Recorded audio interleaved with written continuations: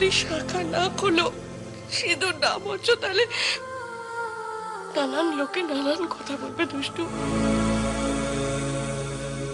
পেশেন্টের এখন যে কন্ডিশন, যে কোনো মুহূর্তে আমাদের ভাইটাল ডিসিশন নিতে হবে।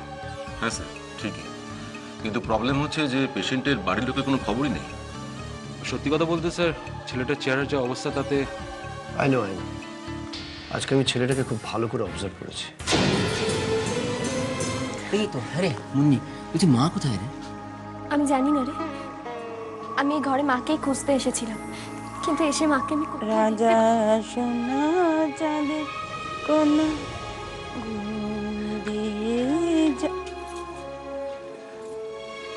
ও মা, তুমি কে গো মেয়ে? বাহ, ভারী সুন্দর দেখতে তো তোমায়। নতুন বিয়ে হয়েছে বুঝি? শাখা সিঁদুর পরে খুব সুন্দর।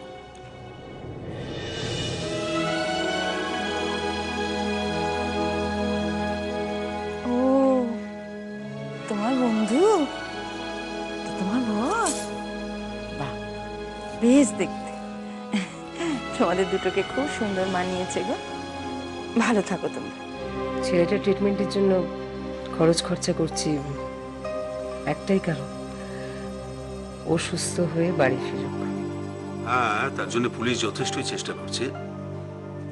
আমি জানি সুবিমোহন, পুলিশ তার কাজ যথেষ্ট দায়িত্বের সঙ্গে পালন করছে। আমিও চাইছি, আমিও চেষ্টা করছি ছেলেটিকে নিজের বাড়ির লোকজনদের কাছে ফিরিয়ে দিতে। বুঝতে পেরেছি। আজ আমার রাজাটা কেমন সোনা ছেলে হয়ে গেছে, কি সুন্দর করে খেয়ে নিয়েছে। আজকে আমার রাজা কোনো বায়না করেনি খাওয়া নিয়ে। এই ছাতার মাথাটাকে আমি রাখতো দেখি। এই মুখ পুরি, কি বলছিস উল্টো পাল্টা কথা তখন থেকে দাঁড়িয়ে দাঁড়িয়ে? ছাতার মাথা, আমার রাজাকে সব কথা একদম বলবি না। দেখছিস না কি সুন্দর করে খেয়ে নিয়েছো? এখন তো একটাই বায়না, ওকে গল্প শোনাতে হবে, ওকে গল্প বলবো। আচ্ছা আচ্ছা রাজা, ঠিক আছে ঠিক আছে, তুমি তুমি তুমি চোখটা বন্ধ করো, আমি তোমাকে গল্প বলবো। হ্যাঁ মা, কেন এরকম করছো? কেন করছো এরকম? মানুষটার সম্বন্ধে একটা ভুল ভেবে এরকম করো না মা, এরকম করতে। দাঁড়াও দাঁড়াও, তোমাকে আর মাকে সান্ত্বনা দিতে হবে না। একে তো ছেলেটার খবর পাওয়ার পর থেকে দিদি সমানে পাগলামি করছে, ভুলভাল বকছে, তারপরে তোমার এই রঙিন শাড়ি, শাখা, সিঁদুর, এসব ন্যাকামো নিয়ে না দিদির সামনে দাঁড়াতে হবে না। যে চুলোয় ছিলে সেখানেই যাও, ঢং দেখে আর বাঁচি না। আমার যে মনে হয় এক্ষেত্রে ওনাদের লার্নলিনেসটা কাজ করছে। আমার মনে হয় ওই ছেলেটিকে নিয়ে ওয়ারিড হওয়ার পেছনে কোনো একটা সাইকোলজিক্যাল ব্যাপার কাজ করছে।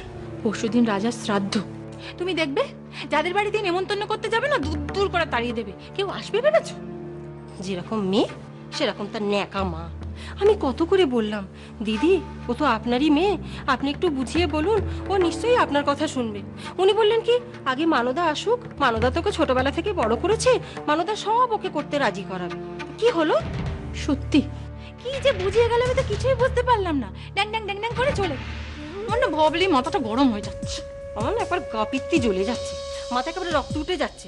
আর কি ইচ্ছে হচ্ছে জানো তো, তোমাদের পাড়া থেকে গোটা কত লোক এনে ওকে একেবারে বিধবার সাজ পরিয়ে ছাড়ি। জানো অবমাসি, আমি তো ভয়ে চোটে বাথরুমে পর্যন্ত যেতে পারছি না। গেলেই ওই পাশের চক্রবর্তীদের বাড়ি থেকে শুনতে পাচ্ছি সব সময় দুষ্টুকে নিয়ে আলোচনা করে যাচ্ছে। আমার আর ভাল লাগছে না। যাকে যাকে তুমি এত চিন্তা করো না মেজো বউ, কালই তো দিদিকে ডাক্তারখানা নিয়ে যাওয়া হচ্ছে। দিদি সুস্থ হয়ে যাক, তারপরে দেখবে দিদি ওকে সব নিয়ম কাজ করাবে, বিধবার সাজ করাবে। আর যদি রাজি না হয় না, ওকে ঘর ধরে বাড়ি থেকে বের করে দেবে। আমার তো ইচ্ছা করছে দুষ্টুকে এক্ষুনি এক্ষুনি এই বাড়ি থেকে ঘর ধাক্কা দিয়ে বার করে দিই।